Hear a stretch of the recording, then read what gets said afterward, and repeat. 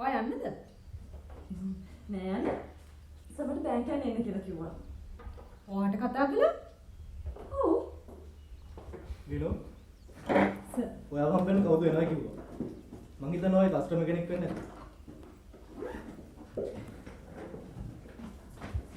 හයි.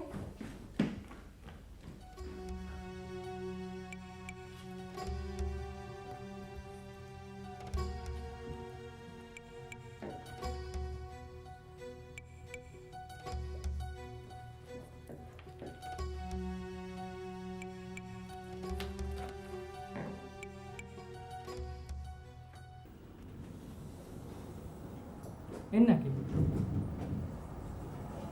බරි. අක්ක lectures ගිහවන්ද? ඔව් මල්ලි. ඒත් හිතේ වැඩ කරන්නේ මං අර කියපු කාරණා. සේනුකයියා මට ඔක්කොම කිව්වා. අක්ක හොයන්නේ අක්ක අනාථ කළා මෑන් කෙනෙක්ලු නේද? මේ කොළඹ ඔහොම කෙනෙකුට අවුරුදු ගාණක් වුණත් හැංගිලා ඉන්න පුළුවන්. හොයාගන්න එක ලේසි නෑ. හැබැයි ඔය වගේ මිනිස්සු හොයලා සුදුසු දඩුවම් දෙන එක අපේ යුතුකම. ඒක නම් ඇත්ත මල්ලි. අක්කට ලැබිලා තියෙන නම් ගම් බොරු මං හිතන්නේ. අපි දැන් මොකද්ද මල්ලි කරන්නේ? හරි අක්කා ගාව යාගේ ෆොටෝ එකක් තියෙනවනේ. අපි ඒක පත්‍රේ දාමු. දාලා තොරතුරක් දෙන කෙනෙක්ට ටැග් එකක් දෙනවා කියමු. නෑ මල්ලි. ඒක හරියන වැඩක් නෙමෙයි. එතකොට තව කාට හරි පුළුවන් එයාව හොයාගන්න. මට ඕනේ මට මෙයාව හොයාගන්න. මොකද මට ඇත්ත එක බේරගන්න ගොඩක් දේවල් තියෙනවා. දැන්ට අපි මංචනායක කියන නම ගැන හොයමුකෝ. ඔව් මල්ලි.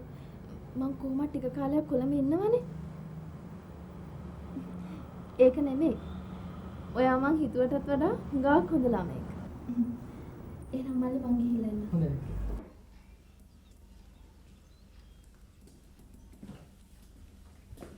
සරණ නෑ තාත්තේ.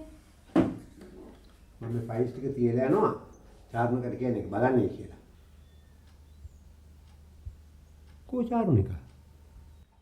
එයා සර් එක්ක ගියා.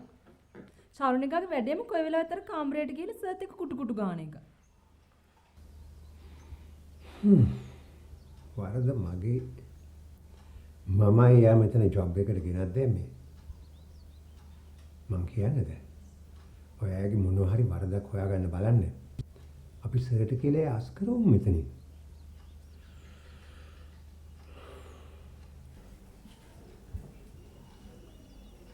මේ චාරුණිකා සර්ත් එක්ක එහෙම යනවා කියලා අම්මට එහෙම කියන්නේ. හරිද?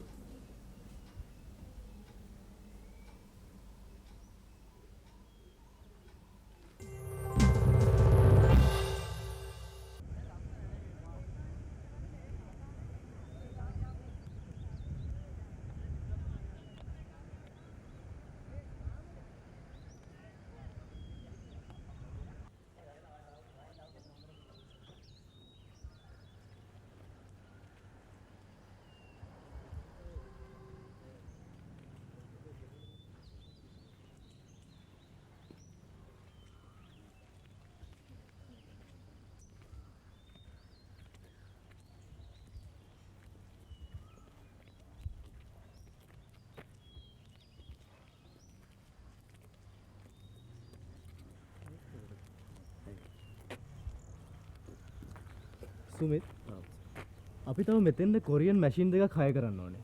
ඔව් සර්. වැරල ගොඩ කරන එක අපිට ලොකු ආශිර්වාදයක් වුණා. මොකද අපේ බිස්නස් එක තව ගොඩක් දුරට කරගෙන යන්න පුළුවන්. ඔව් සර්. දැන් දකුණු වෙරළ ගොඩ කිරීම තව අවුරුද්දක් දෙකක් තියෙවි. හැබැයි ඉතින් අර කන්ට්‍රැක්ට් එක ගන්න ලොකු තරගයක් තියෙවි. හැබැයි සුමිත් අපි එතනදී අඳුර ගන්න ඕන අය ඉන්නවා. මම සුමිත් ඒගොල්ලන් අඳුරලා දෙන්න. අනිත් කාරණේ තමයි ඔය ටිපර් පාස් කරන ඕවර්සී කෙනෙක් අල්ලගන්න එක. එතකොට අපිට ටිපර් ගානට මිලාය කරන්න පුළුවන්. සර් ඒ කිව්වේ එතකොට සුමිත් අපි ගෙවීම් වලට ගන්න ටිපර් ගානම එතෙන් යවන්න ඕනේ නැහැ. ඔව් සර්. ඒක අලුත් බිස්නස් ට්‍රික් එකක්. අනික සුමිත් මෙතන මොකක් හරි ප්‍රශ්නයක් තියෙනවා නම් චාරුණිකනෝන්ට ෆෝන් කරන්න. සර් දැනට ලොරිවල අඩුපාඩුව තමයි තියෙන්නේ. දැන් මෙතන ලොරි කීයක් විතර තියෙනවද? දැන් වැඩ කරන්නේ නම් 15ක් විතර. හරි. තව ලොරි 5ක් අපි හෙට යවන්න. සර් හාබර් එකටත් එක්ක දවසට ටිපර් 50ක් යවන්න පුළුවන්. 60ක් ගිය හැටියට අපිට ලකුණු කරගන්න පුළුවන්. ඒකත් එහෙමද? ඔව් සර්. එතකොට සුමිත් මැටල් කඩන්නේ සයිස් එකට කැඩුනේ නැති ගල් වලින් විතරයි නේද? ඔව් සර්. මැටල් වලටත් හොඳ මාකට් එකක් තියෙනවා. මං එහෙනම් ගිහිල්ලා එන්න. හොඳයි සර්.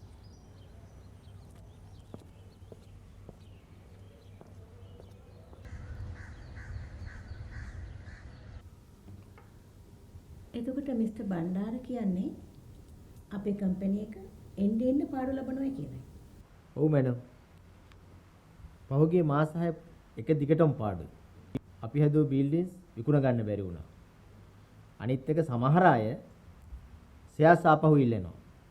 හෝටල් ඔක්කොම දුවන්නේ ලොස් එකට. සමහර වෙලාවට අපේ මැනේජ්මන්ට් එක දුර්වල වෙන්නත් පුළුවන්. අපි හොයමු මොකක්ද ඒ දුර්වලකම කියලා. එමු හොයාගෙන අපි අලුත් මැනේජර් කෙනෙක් අපොයින්ට් කරමු. කොහොම කෙනෙක්ද හොඳ? මැඩම් දැන් පරණ විදියට බිස්නස් කරලා හරියන්නේ නැහැ. අපි අලුත් concept වලට යන්න ඕන. දැන් බලන්න අර මංචනායක group එක ඉතාලම කෙටි කාලයකින් පුදුම විදියට දියුණු වෙලා තියෙන්නේ. එතන ඕනගේ පුතා පිටරට ඉඳලා ආපු හරිම එෆිෂන්ට් කෙනෙක්. අන්න ඒ විදිහේ කෙනෙක් අපිත් ගන්න ඕන.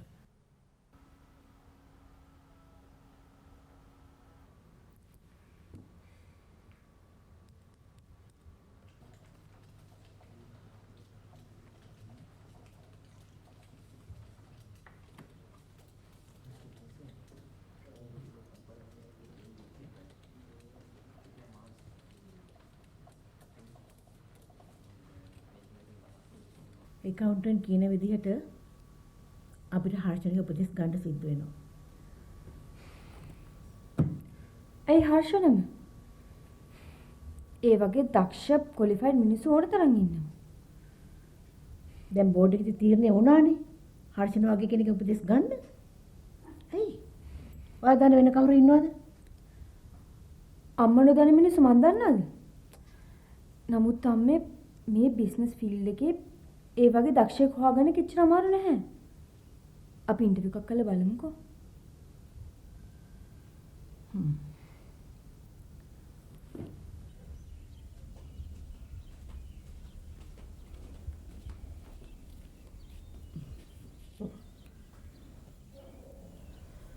මං විලීට ප්‍රොපෝසල් එකක් ඉදිරිපත් කරා ඔයා ගැන. සමනවාරි හිතයි ධම්මේ. ඇත්තටම සර් ඔයාගෙන් මොකවත් ඇහුවේ නැද්ද? සර් බිස්නස් ගැන අරෙන්න වෙන කිසිම දෙයක් මාත් එක්ක කතා කරන්නේ ඒ කියන්නේ අර ගෑල් ළමයව සර් මැරි කරයිද? නෑ. එහෙම එකක් පේන්නෙත් නෑ. ගර්ල් කෙනෙක් වුණාම දැනගන්න ඕනි තමන් කැමති කෙනාව වශී කරගන්න. මං කස්ටමර්ස්ලා වශී කරගන්නවා කියලා සර් මට කැමතියි.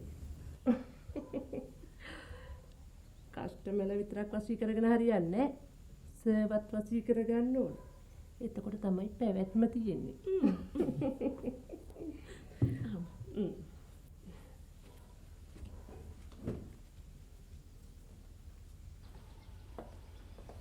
අංගම්මන එනවා. හර්ෂණහම් ලොකු ප්‍රශ්නයක් ඇති වෙගෙන එනවා. මොකක්ද අංගම්මන තියෙනවා කියන ප්‍රශ්නේ? මං අර දවසක් කිව්වේ මේ ගෙදරට භූත බැල්මක් වැටිගෙන එනවා. මන් දෙතුන් දොහක් සාන්ති කවිත් කිව්වා ඕ. එහෙනම් ඉතින් ප්‍රශ්නයක් තියෙන විදිහක් නැහැනේ. ඇයි නැත්තේ? අර ජෙනිටා කියලා අර භූත ගෑනු කෙනෙක් මෙහාට එන්නේ. ඒ ගෑණි ඇවිත් අපේ ලොකු හාමුත් එක්ක සම්ප්‍රප්‍රලාප දුඩෝල යනවා. මේක කොතනින් කෙලවර වෙයිද මන් දන්නේ නැහැ ඕ. දැන් ඉතින් මම මොකද කරන්න ඕනේ? හර්ෂණ හාමු මේ ගෙදරට ගෑනු උණුහුමක් නෑ කියලානේ ඔය එක භූත නෝනලා මෙහෙ කරක් ගහන්නේ. ඉතින් හර්ෂණ හාමු කසාත බැන්දනම් ඔය භූත නෝනලා මෙහෙ කරක් ගහන්නේ නෑනේ. අංගම්මනට මම බඳින කෙනත් භූත නෝනෙක් වුණොත් නෑ. අපි දන්නවනේ ඉතින් හර්ෂණ හාමු කසාත බඳින්නේ කවුද කියලා. අපි යමු කුරුළු වංශ බැංකුවට යන්න.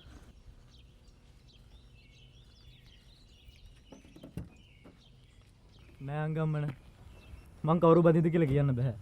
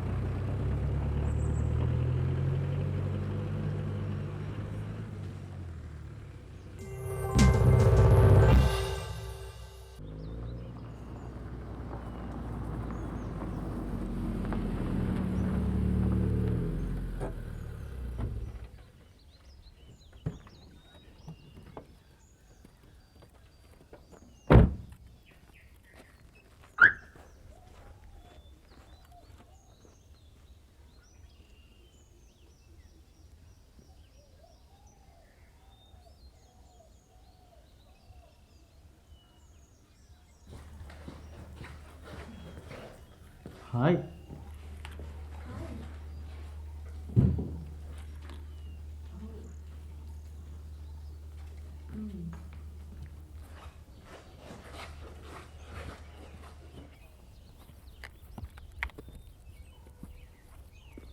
මේ වෙලාවක් අවේලාවක් නැතුව මාව හොයාගෙන එන එකේ සීමාවක් තියෙන්න ඕනේ චාලක.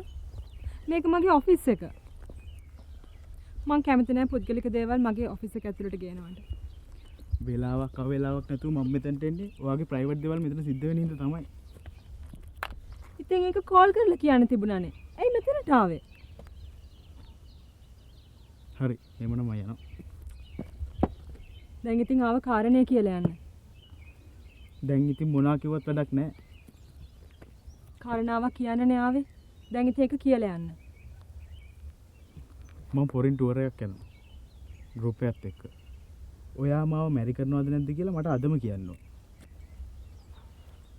ෆොරින් ටුවර් එක? ෂෝක් නේ. ඉතින් ගිහිල්ලා එන්න. විනුකි. ඔයා මාව මැරි කරන්නේ නැත්නම් මං ආපහු ලංකාවට එන්නේ නැහැ.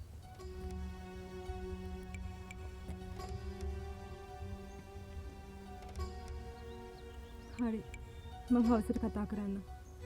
අපි හවසට හම්බ වෙමු. ඕකේ. මම යනවා.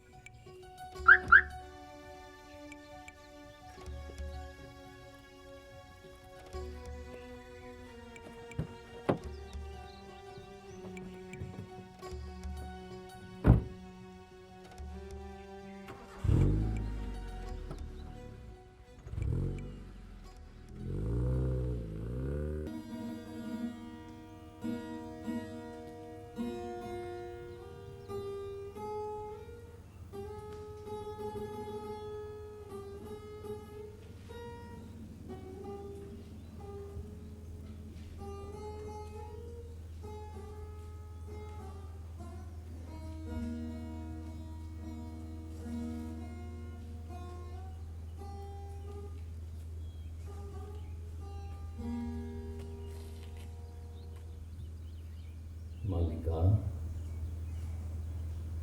3rd second wedding anniversary, darling.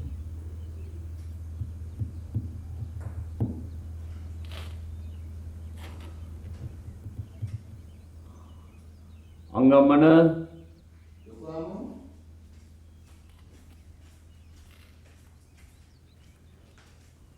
Ko puta. පුංචියාම උදේම බිස්නස් වැඩවලට යනවනේ ලොකුහාම. මේ ගෙදර කිසිම කෙනෙකුට අපි ගැන මතකයක් නැහැ නේ. ලොකුහාමට මෂ්රූම් සුප් එකක් හදලා ගේන්නද?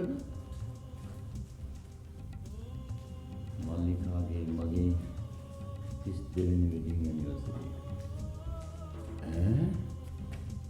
පුතාට ඒ ගැන කිසිම මතකයක් නැහැ. අඩු ගානේ අංගම්මන්ටවත් ඒ ගැන මතකයක් නැහැ. අනේ සර් මං ඉතින් ඒ කාලේ මෙහි හිටියේ නෑනේ.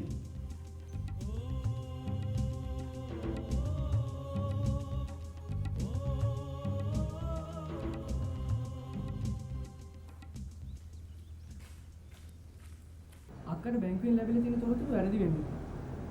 ප්‍රසිද්ධ මංච නායකලා කීප දෙනෙක් ගැන මට ආරංචි වුණා.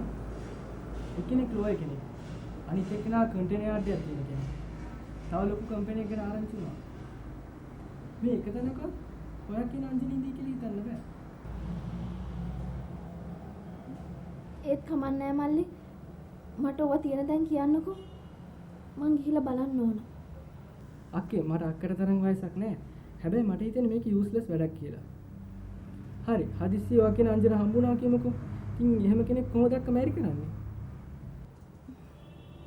මල්ලි පිරිමි හිතාගෙන ඉන්නේ හැම වැරද්දක්ම කරාම ගෑනු අපි ඒවා ඉවසගෙන දරාගෙන අමතක කරයි කියලා. ඒ පිරිමින්ට පෙන්වන්න ඕන එහෙම ඉවසගෙන දරාගෙන ඉන්නේ නැති ගෑනුත් මේ ලෝකේ ඉන්නවා කියලා. මං හිතුවේ අක්ක ගමේ හැදුන බියසුළු කෙනෙක් කියලානේ.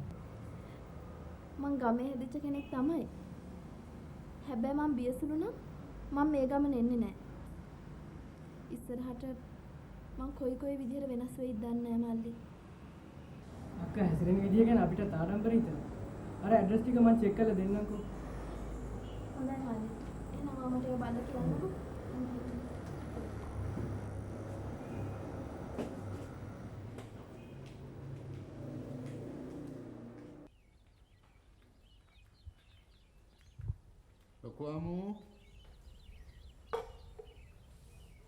ලොකු අම්මෝ සුප් එක ගෙනාවා.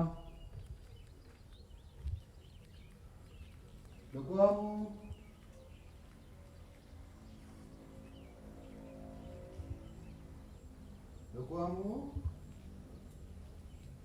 ලොකු අම්මෝ